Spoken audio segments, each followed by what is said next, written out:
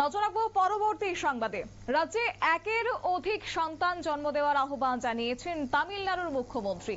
অবশ্য উনি যে বক্তব্য রাখলেন তার কথার উদ্দেশ্যই হচ্ছে যে জনসংখ্যা যদি বাড়ে তাহলে লোকসভা এবং বিধানসভায় আসন সংখ্যা বাড়বে এবং লোকসভা ও বিধানসভার আসন পুনর্বিন্যাস নিয়ে কেন্দ্রের বিরুদ্ধে যুদ্ধ ঘোষণা করেছেন আজকে তামিলনাড়ুর মুখ্যমন্ত্রী। বিস্তারিত চলে যাবো, আমাদের সঙ্গে যুক্ত হয়ে গেছে প্রতিনিধি রাজীব দত্ত। রাজীব, কি জানতে পারছো?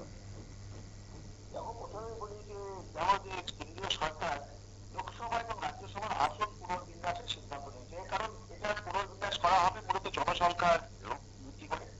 এবং এটা আজ করেই কিন্তু তামিলনাড়ুর মুখ্যমন্ত্রী এম.কে. স্টালিন তার বক্তব্য হচ্ছে, তিনি তার আশঙ্কা যে তামিলনাড়ুতে জনসংখ্যা কমে গেছে, কারণ তিনি জনসংখ্যা নিয়ন্ত্রণে জোর দিয়েছিলেন, তাতে ওখানে বিধানসভা এবং লোকসভার আসন কমে যাবে। শুধু তাই নয়, তার অভিযোগ হচ্ছে যে বিজেপি এমন ভাবে ভৌগোলিক ভাবে এই বিধানসভা লোকসভার আসনগুলো ঠিক করবে যাতে তাদের রাজনৈতিক সুবিধা হয়। এবং এই পরিপ্রেক্ষিতে তিনি জানেন যে যুদ্ধ ঘোষণা করে দিয়েছেন, অলরেডি বিরোধীদের এক হওয়ার কথা বলেছেন, অন্যান্য রাজ্যের মুখ্যমন্ত্রীদের রাজ্যের সাথে এক হওয়ার কথা বলেছেন, বিশেষ করে বিজেপি শাসিত রাজ্যগুলোর মুখ্যমন্ত্রী তিনি আহ্বান করেছেন। এবারে যেটা তিনি করেছেন যে এই একসঙ্গে মিটিং করে এবং কেন্দ্রের বিরুদ্ধে লড়াই করার কথা যেমন বলেছেন, তেমনি তামিলনাড়ুর সমস্ত নবদম্পতি যারা নতুন দুঃখিত, আমাদের প্রতিনিধির সঙ্গে যোগাযোগ বিচ্ছিন্ন হচ্ছে, তবে আমরা যোগাযোগ করার চেষ্টা করছি এবং তারই মধ্যে জানিয়ে রাখি যে তামিলনাড়ুর মুখ্যমন্ত্রী তিনি এই ঘোষণা করেছেন এবং তারপর থেকে কিন্তু রাজনীতির ময়দানেও একটা শোরগোল সৃষ্টি হয়ে গেছে। তবে যাই হোক, তিনি বক্তব্য রাখলেন যে কার্যত রাজ্যে একের অধিক সন্তান যেন নেয় মানুষ, এমনটাই আহ্বান তিনি রেখেছেন। সেই সঙ্গে এও জানা গেছে যে তিনি যে মন্তব্য করেছেন যে রাজ্যে একের বেশি সন্তান যদি হয় তাহলে জনসংখ্যা বাড়বে, আর জনসংখ্যা যদি বাড়ে তাহলে রাজ্যসভা এবং বিধানসভার আসন সংখ্যাও বাড়বে, এমনটাই মত ব্যক্ত করেছেন তামিলনাড়ুর মুখ্যমন্ত্রী। রাজীব, যেমনটা বলছিলে,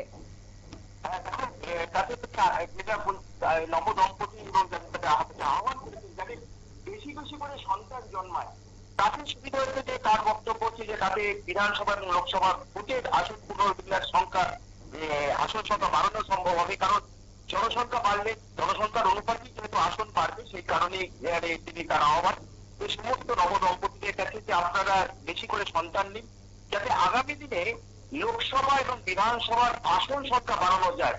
এক অদ্ভুত যুক্তি তিনি দিয়েছেন, তাতে তিনি মনে করছেন যে এতে জনসংখ্যা বাড়বে, সেই অনুপাতে লোকসভা এবং বিধানসভার আসন হবে। তা যেহেতু 2026-এ তামিলনাড়ুতে ভোট রয়েছে, পশ্চিমবঙ্গের পাশাপাশি তামিলনাড়ুতেও ভোট রয়েছে, তাই এই আসন পুনর্বিন্যাসের আশঙ্কা যাতে আসন সংখ্যা কমে যাবে, বিধানসভা এবং লোকসভায় আসন সংখ্যা কমে যাবে, এই আশঙ্কাতে তিনি এই ধরনের কথা বলছেন। যদিও বিজেপির তরফ থেকে তার বক্তব্য কিন্তু আপত্তি জানানো হয়েছে যে এইরকম কোনো সম্ভাবনা নেই, কারণ আসন সংখ্যা কমবে না, উল্টে কিছু আসন সংখ্যা বাড়বে। বিধানসভা এখন বর্তমানে বিধানসভায় তামিলনাড়ুতে বিধানসভার আসন রয়েছে 234 এবং লোকসভায় রয়েছে 39, তাতে আসন পুনর্বিন্যাস করলে বিধানসভার ক্ষেত্রে 234-এর বেশি হবে, কিন্তু লোকসভার ক্ষেত্রেও 39-এর বেশি হওয়া সম্ভবত 41 হবে।